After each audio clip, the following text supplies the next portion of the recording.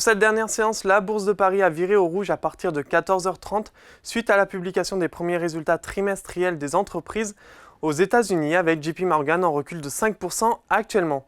Bien que les bénéfices de la banque aient augmenté de 6% au cours des 3 premiers mois de l'année, son directeur général a alerté sur les pressions exercées par l'inflation, provoquant une compression des marges sur ses activités de prêt. Malgré une ouverture ce matin en forte hausse vers les 8100 points, l'indice parisien clôture la semaine sur un repli de 0,16% à 8010 points pour aujourd'hui, avec des volumes d'échange de 3,13 milliards d'euros à la fermeture. Parmi les valeurs en hausse, Société Générale affiche une progression de 2,10%. La banque a annoncé aujourd'hui la signature d'un contrat de cession de ses parts Société Générale Maroc à la holding marocaine Saham pour un montant de 745 millions d'euros. Dans la foulée, Total Energy enregistre une progression de 2,05%, soutenue notamment par le prix du Brent qui s'échange à plus de 91 $ américains.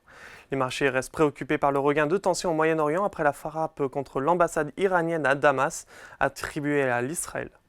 Enfin, bien orienté également, Engie et Thales enregistrent respectivement des hausses de 1,70 et 1,60%. Cependant, Stellantis enregistre la plus forte baisse de l'indice, affichant une contre-performance de 3,23%, suivi par Accor, Dassault Systèmes et Edenred qui perd près de 11% en seulement 5 jours.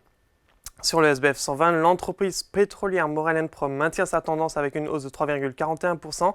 Atos, Neoen, Imris et Valorex sont également en territoire positif, affichant des hausses comprises entre 2 et 4% environ. Puis de l'autre côté, Vision Group décroche de 6,95%, tout comme CGG et EuroAPI. Par ailleurs, Air France KLM enregistre de nouveau une baisse, son titre perd 4,46% pour s'établir à 9,43 €. Et enfin, à la clôture parisienne, les indices américains affichent une forte baisse avec un Dow Jones et un Nasdaq qui chutent respectivement de 0,94 et 1,32%.